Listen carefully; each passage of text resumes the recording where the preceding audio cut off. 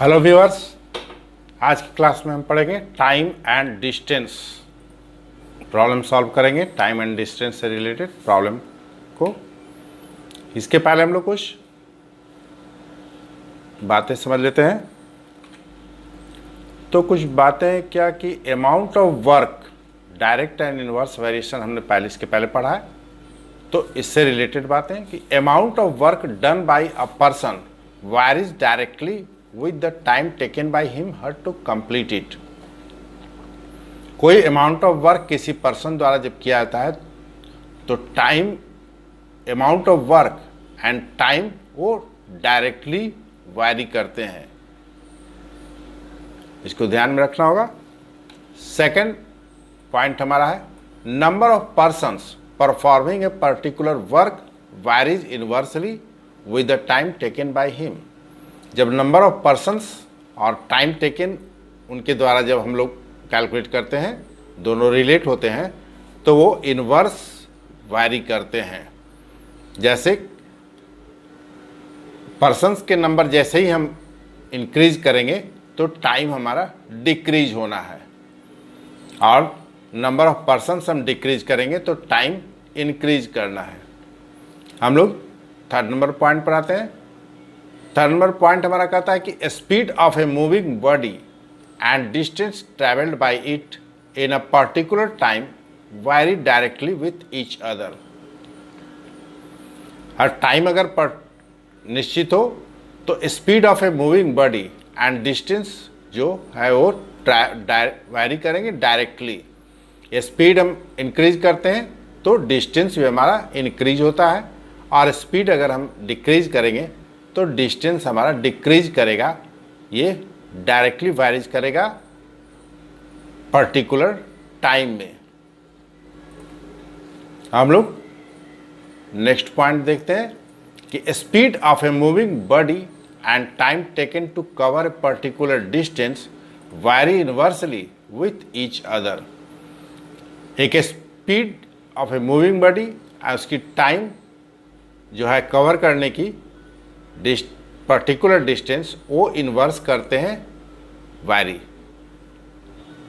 जैसे suppose that अगर speed को हम इंक्रीज करते हैं तो वो टाइम डिक्रीज करेगा, और स्पीड को अगर डिक्रीज करते हैं तो टाइम इंक्रीज करेगा। पर्टिकुलर डिस्टेंस पर ये अप्लाई होना है। नेक्स्ट पॉइंट देखते हैं। नेक्स्ट पॉइंट क्या है कि distance travelled and time taken by a moving body vary directly, speed remaining constant. Condition है कि स्पीड अगर कांस्टेंट रहेगी तो distance travelled and time taken by a moving body वो डायरेक्टली वैरी करेगी। अगर स्पीड अगर हमारी कांस्टेंट है तो डिस्टेंस को हम अगर डिस्टेंस को अगर बढ़ाएंगे तो टाइम हमारी उसी अकॉर्डिंग इंक्रीज करेगी, और डिस्टेंस अगर डिक्रीज करते हैं तो टाइम भी हमारी डिक्रीज करेगी स्पीड कांस्टेंट रहने के कंडीशन में। ये हमारे कुछ पॉइंट्स थे, और कुछ फार्मूला भी आएंगे हमारे सामने जिनके बेस पर हम लोग क्वेश्चन सॉल्व करेंगे। तो फार्मूला नंबर 1 हमारा distance equal to speed and time. Distance speed and time में रिलेशन है कि डिस्टेंस कैलकुलेट करने के लिए स्पीड एंड टाइम को मल्टीप्लाई करेंगे तो डिस्टेंस हमारा कैलकुलेट होगा।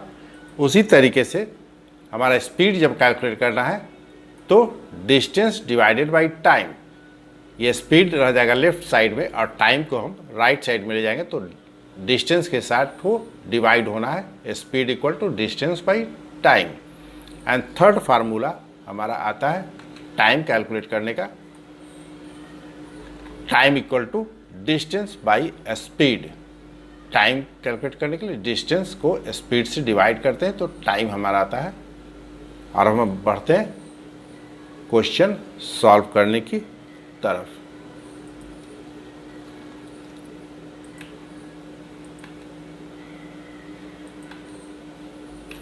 Question number 1। क्वेश्चन नंबर 1 हमारा कहता है कि Ramit can finish his work in 25 days working 8 hours a day. Ramit hours per day काम करके 25 डेज में एक वर्क को फिनिश करता है।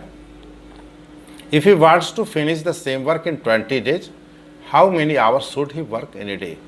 अगर वो फिनिश करना चाहता है काम को 20 डेज में, तो उसे कितने आवर्स काम करने चाहिए पर डे? हम लोग प्रॉब्लम सॉल्व करते हैं।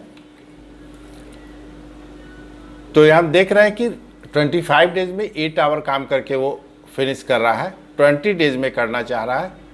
तो यहाँ में सिचुएशन से दिख रहा है कि उसे नंबर ऑफ डेज इंक्रीज करने होंगे,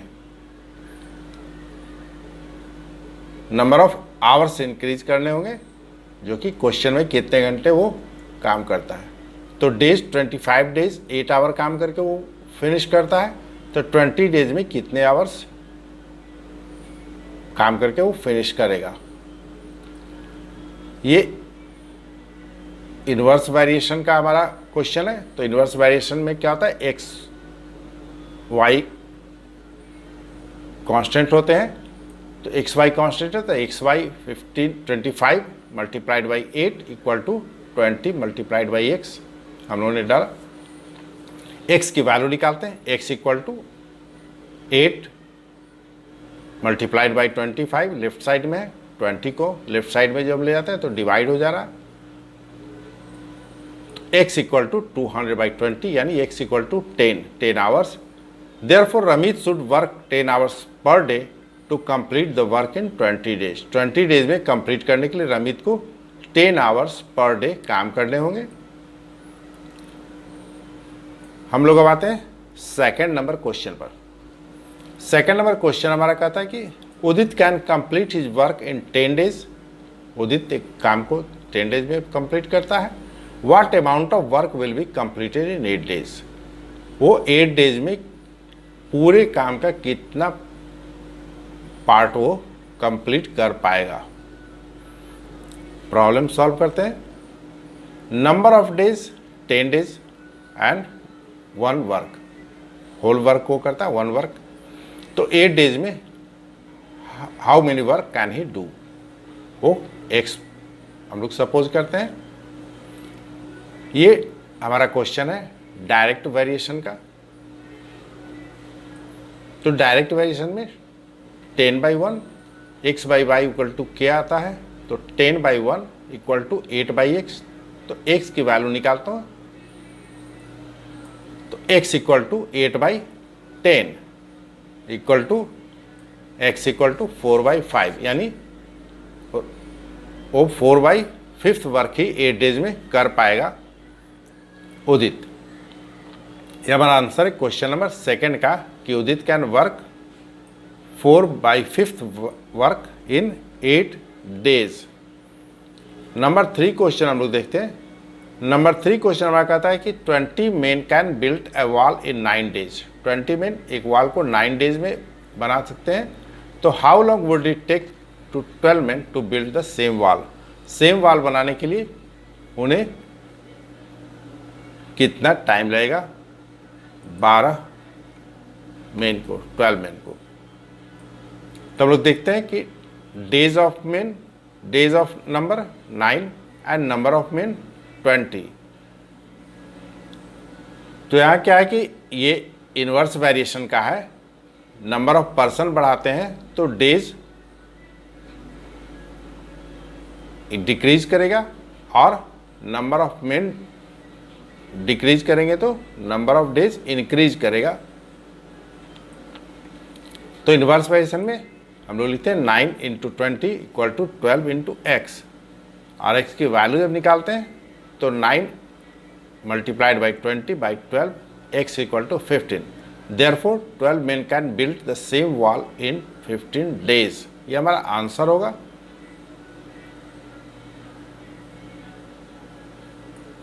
हम लोग आते हैं 4th नंबर क्वेश्चन में। 4th नंबर क्वेश्चन में कहता है Geetika weaves 20 baskets in 30 days. In how many days she weave 120 baskets. Geetika weave करती है 20 बास्केट 30 डेज में, तो 120 बास्केट्स में उसे कितने डेज लगने हैं ये हमें कैलकुलेट करना है। हम लोग प्रॉब्लम सॉल्व करते हैं। तो नंबर ऑफ डेज 30 और नंबर ऑफ बास्केट 20। तो 120 बास्केट में कितने नंबर ऑफ डेट लगेंगे, एक्स, लेट इट एक्स। ये इन्वर्स वेरिएशन, सॉरी ये डायरेक्ट वेरिएशन का क्वेश्चन है। तो डायरेक्ट वेरिएशन में क्या करते हैं हम लोग, 30/20 and x by 120, number of days and number of baskets. तो x की वैल्यू निकालते हैं हम। x की वैल्यू है 30 इंटू 120, क्रॉस मल्टीप्लीकेशन करते हैं हम। तो 30 into 120 equal to 20 into x.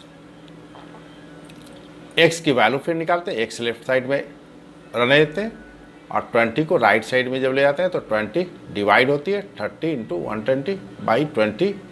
Calculate करने पर हमारा आता है एक्स इक्वल टू 180। तो ये हमारा आंसर है।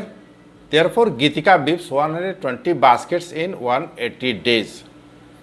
180 डेज में गीतिका 120 बास्केट बीव कर सकती है। तो एक्स के प्लेस पर हमारा 180 आएगा और ये हमारा आंसर होगा क्वेश्चन नंबर 4 का। इसके साथ ही ये क्लास हम एंड करते हैं, यहीं पर ख़त्म करते हैं। नेक्स्ट क्लास में इसके बाद प्रॉब्लम हम लोग सॉल्व करेंगे। तब तक के लिए बाय बाय, ओके।